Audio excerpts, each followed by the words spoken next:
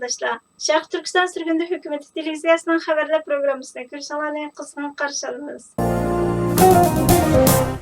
Xristian pochtasi gazetining 10 fevraldagi xabarida Xitoyning Sharq Turkistondagi irqiy qirg'inchilik lageridan qutulib chiqqan ayol Beijing qishloq olimpik tantaribiya musobaqasini boykot qilishni qo'llaydi degan temada bir xabar e'lon qilingan bo'lib, xabarda Xitoyning Sharq Turkistondagi irqiy qirg'inchilik lageridan qutulib chiqqan lager shohidi Mehrigul Tursun olimpik tantaribiya musobaqasini to'liq boykot qilganligini ifodalab, bu yillik olimpik tantaribiya musobaqasining tarixdagi eng oz ko'rilgan olimpik tantaribiya musobaqasiga aylanishi uchun uzun bir jamoat arboblari, inson haqlari faoliyatchilarining sepiga qo'shildi. Mehrigul Tursun Xristian pochtasi gazetiga qamalgan Xitoyning 3 farqli yeridagi jazo lagerlaridagi ahvolni anglatdi. Uyg'urlarning anglatishiga qaraganda, ana vatani Sharq Turkistonda Xitoy 1949-yili ishg'ol qilib olgandan boshlab Uyg'ur va boshqa turkiy millatlarga irqiy qirg'inchilik yurgizib kelmoqda. Amerikada hozir nurg'ulg'an atalmish Şinjanlik Uyg'urlar yashaydi. Sharq Turkistonning mustaqilligini asliga keltirishni nishon qilib faoliyat olib berayotgan Sharq Turkiston xalqiga vakillik qiladigan Sharq Turkiston Surgunda hukumati va Sharq Turkiston Milliy Uyg'unish tashkilotimi Amerikada bo'lib, Xitoyning qilmishlarini xalqaro sahnaga elib chiqish maqsadida Amerikaning Xitoyga besim qilish uchun Amerika Tashqi ishlar ministrligi bilan aloqa qiladi.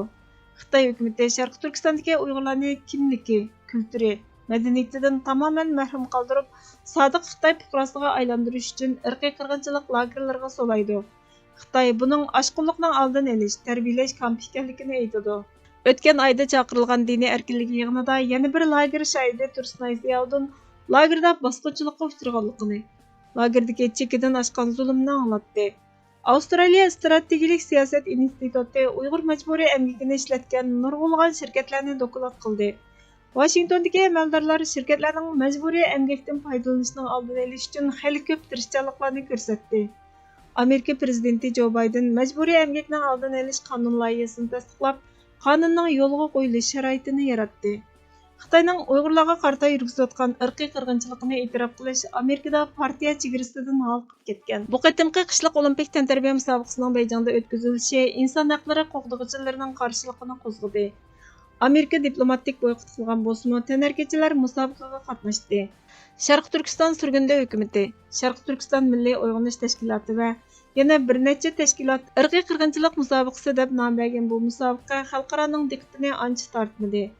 Sharq Turkiston Surgunda hukumatining bosh ministri Salih Xudoyor boykotning yetarli bo'lmaganligini aytib, tomoshabinlarni musobaqani ko'rmaslikka chaqirgan eng oz ko'rilgan olimpik musobaqasi faoliyatini boshlatib, biz dunyodagi barliq insonlarning irqiy qirg'inchilikqa qarshi turish uchun Uyg'urlarga yordamlashib, musobaqani ko'rmaslikka chaqiramiz dedi. Sharq Turkiston Surgunda hukumati va Sharq Turkiston Milliy Uyg'unish harakati musobaqa boshlanib bir kundan keyin, ya'ni shanba kuni Oqsaroyning oldida yig'ilib 5-iyul G'ulji qatliamini xotirlash munosabati bilan Amerika va boshqa davlatlarni Beijing qishloq olimpik tantaribiya musobaqasini boykot qilishga, Xitoyning Sharq Turkistondagi Uyg'ur va boshqa turkiy millatlarga yurgizayotgan irqiy qirg'inchiligi va mustamlikasini oxirlashtirish uchun texnik unumli kuchli harakat qo'llanishga, insonlarni musobaqani ko'rmaslikka yana bir qatim chaqiriq qildi. O'tgan oy Fox xabarlarining riyosatchisi tomoshabinlardan NBA'ning xabarlarining 1 minutligini ko'rmaslikni tavsiya qilgan 1 minut faoliyati boshlatdi. Mehrigul Tursun buni %100 qo'llaydiganligini bildirdi dedi va lager shohidi Mehrigul Tursunning hayot sarguzashtlarini tafsiliy xabar qildi.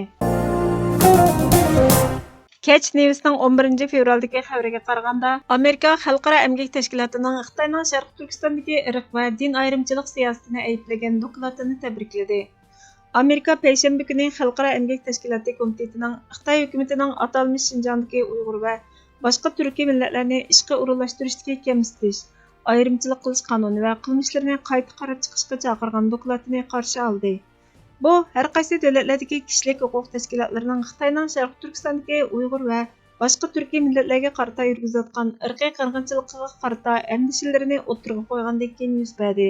Xalqaro emgakchilar birlashmasining ahdnomasi va tavsiyalarini yo'lga qo'yishga aloqador mutaxassislar komiteti tomonidan tayyorlangan bu doklad Xitoy hukumatining siyosatiga bo'lgan cho'nqur andishini ifodalab, Xitoy hukumatini ishga urilish va diniy ayrimchilik qilishni tugatish shundaqla konkret tadbir qo'llanishga chaqirdi. Amerika Tashqi ishlar ministrligining bayonotida idora kuzatishiga tayangan kasbiy tarbiyalash, asliga keltirishni asos qilgan siyosiy jihatda qayta tarbiyalashdan iborat davlat va rayon siyosatiga tuzitish kirgizishga ahamiyat berish, Xitoyning Sharq Turkistondagi Uyg'ur va boshqa turkiy millatlarga yurgizayotgan majburiy emgakka silish, irqiy qirg'inchilik va insoniyatga qarshi jinoyatini oxirlashtirishga yana bir qatim chaqiriq qilganligi ta'kidlandi. Amerika Xitoyni mutaxassislarning talabi bo'yicha qadam olishga chaqirdi. Tangrim, tajovuzchilarni tarmar qilmoqcha jinimni alma. Shundoq qilib, Hijriya 408-yilga kirib keldi. Bu yili Turkiston sultoni Qarxon olamdan o'tdi. Ba'zi tarixchilar Qarxonning Hijriya 406-yili Turkiston diyori bo'lmuş Kashgarda vafot bo'lganligini qayd qilishidi. Aslida Qarxon shu yili betap bo'lib yetib qolgan edi. Ba'zi turk qabilalari va qora Xitoylarni o'z ichiga olgan zo'r ko'lamlik chin qo'shini fursatni g'animat bilib, uning yurtiga besib kelmoqchi bo'ldi. Qarxon ularga qarshi otlanish uchun Allohga munojat qilib, o'ziga shifolik berishni, Xitoy qo'shinini bir taraf qilib o'tgandan keyin boshqa nima kelsa mayli ekanligini aytib duo qildi. Degandek sultonning kesili saqaydi. Shuning bilan sulton darhol butkul qo'shinni to'plab, chin qo'shinini tarmar qilishga otlandi. Chin qo'shini shu vaqtda 300 ming chedarlik qo'shinga ega bo'lib, sulton ularga qaqshatqush zarbisi bilan 200 mingdan ortiq dushmanni o'ldirdi. 100 mingcha kishini asir olib, son-sanoqsiz g'animatlar bilan Balasag'unga qaytib keldi. Qaytib uzun o'tmayla sulton olamdan o'tdi. Sulton Qarxon haqiqatan dini mustahkam, adolatparvar sulton edi. Uning bu sarguzashtisi sahobalardan Said ibn Muaz al-Ansari radhiyallohu anhuning sarguzashtisiga naqadar o'xshagani. Muaz radhiyallohu anhu Xandak g'azoti mezgilida Allohdan o'zini toki Bani Qurayza g'azotiga qatnashganga qadar qabziroq qilmay turishni tilagan edi. Degandek, uning jangdagi yarisi toki Rasululloh Bani Qurayza yahudiylarini jazolab, o'ltirishga tegishliklarini o'ltirib, surgun qilishga tegishliklarini surgun qilib to'xtaganga qadar admay turdi. Ishlar oxirlashi bilan birdilla Saidning yarisi qanishga boshladi va bu olamdan xo'shlashdi. Sulton Qarxonmo xuddi shu sahobaga o'xshash olamdan o'tgan edi. Sultonning to'liq ismi Abu Nasr Ahmad ibn Ali Tug'anxon bo'lib, uning vafotidan keyin qarinishi Abu Muzaffar Arslanxon taxtga o'tirgan edi. Hurmatli ko'ruvchilar, xabarlarimizni ko'rganlar uchun ko'p rahmat. Kelar qatimki programmamizda ko'rishguncha Allohga omonat bo'laysizlar.